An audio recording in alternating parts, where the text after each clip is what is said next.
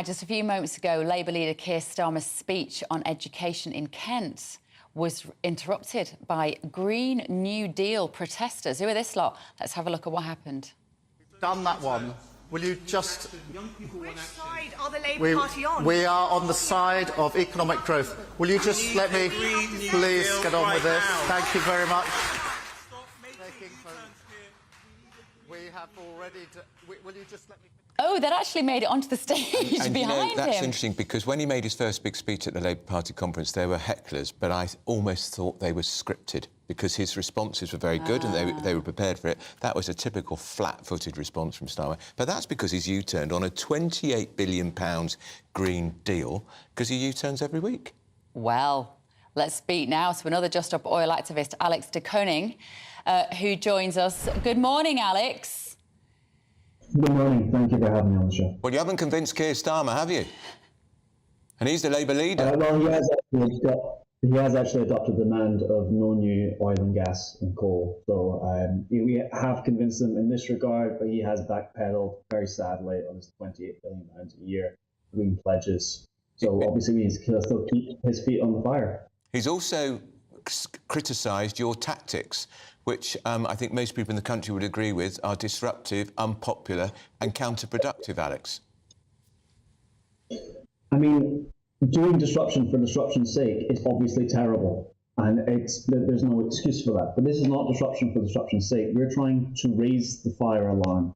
And when you hear the fire alarm, you shouldn't just stay in the building and debate about tactics. You should get out the building, call the fire brigade, stop pouring oil on the flames, and find a fire extinguisher. Don't you agree? OK, how long have we got, Alex? I mean, literally, how long do we have until the planet is unrecognisable? How urgent is this? It's a really good question. It's not as simple as that. It's not going to be like a light switch that turns off and suddenly... But things are already getting so much worse. I mean, have you seen in New York, the smoke? People couldn't leave their house because they couldn't breathe. 10 million people couldn't leave their house because they couldn't breathe because of wildfires in Canada. 33 million people in Pakistan last year had their lives completely decimated by floods. Their houses, their pets, their wedding photos washed away in one go. The same with the floods in northern Italy, same with the 40-degree heat wave here, where 1,700 people died in 2 days. What here? People died. Did you say? Yes, last summer in 40 degrees. How many people did you say died? We just had a few sound issues there. In the UK, you're attributing how many deaths to climate change over a couple of days? During our 40-degree heat wave last summer, 1,700 people died. Where did you get that figure from? Well, where did you get that figure from? It's widely reported, and I think it's even from the government's own report. Widely reported. What respected body did you get that figure from? I think that's from the government's own reports, but if you want to talk about this, the UN... Alex, sorry, you can't come on and say, I think. You're making a very serious claim. You have to tell us where you get that information from. So let's try again. Where did you get it from? The UN has said that 4 million people have died as a result. No, we're talking about what you said about Britain. You said 1,400 and so died over 2 days. So where did you get that? If you want to play that game, let me Google it. I'll find it in 2 seconds. We haven't got time for you to Google it, but just explain to me, Alex. But just explain. So those people, those British people, you're saying dropped dead because our climate emergency is such. What do they die from? What did they actually die from that was related to the heat in 2 days? So that figure was from the World Health Organization, which I hope you can agree is a respected body. I don't actually. They died. I don't. I think the World Health Organization has absolutely baked in profit motives and control motives to want us to believe all of this. But but we all want British people to live a good, healthy life. We don't want 1,700 people dropping dead over 2 days. Where did they get it from? How did climate kill these people? Okay, so there's a variety of different factors, right? In this case, it was because of the extreme heats. People died from heat stroke.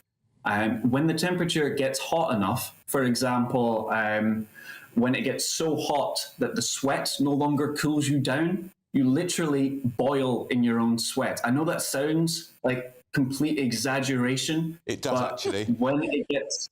I'm afraid it does sound like exaggeration. I've never heard of anyone boiling exaggeration to say that people die in fires. I've never heard of anybody boiling in their own sweat. What, boiling to death? If there's a wildfire, people die from it. If there's a flood, people die from it. If there's a hurricane, people die. How long do you have to boil for before you die? This shouldn't be so funny. Listen, what we're finding... People are dying and you're literally laughing. Well, because you're making silly claims. Boiling to death. Not silly claims to say that the climate crisis causes wildfires. If there are elderly people who might be vulnerable in the very, very hot weather, and I agree with you on that, then those care homes, the hospitals might be looking after those people, have a responsibility to keep those people cool and to provide air conditioning. Do you think you boil to death as long as you boil an egg? But I'm sorry, listen, Alex. I think I think you need to, if you don't mind me saying, Alex, I think you need to grow up a bit actually, because this is ridiculous. Oh, really? Really? Alex, okay. Well, I appreciate your opinion, but literally 10 million people could not leave their home in New York for several days, and now people are boiling to death in their sweat. They're boiling to death. Perhaps they should put more deodorant on. Alex, I can't. I'm sorry. I'm trying to have a grown-up conversation with you. The impact of Just Stop Oil protests is that you are alienating. This is the thing. We find you kind of hilarious. When a man goes onto the court at Wimbledon and throws a jigsaw around, it doesn't make us buy into your perhaps well-intentioned ambition to save the planet. You're losing the room, mate. It's not an opinion to say that the climate crisis is killing people. I can't believe I'm having this conversation. Alex, why a jigsaw? I don't think I've ever seen a jigsaw gaily distributed around a tennis lawn in a high-profile climate change protest captured on TV. What a waste of a jigsaw. It was a waste of a jigsaw. Do you at least agree that when there are wildfires and there's floods and there's droughts, it's harder to grow crops? No, that means we're going to have more food insecurity. In case I fall to death in my sweat. Alex, we're going to have to let you go because we're running late to the headlines. Alex, thanks for coming. Sorry,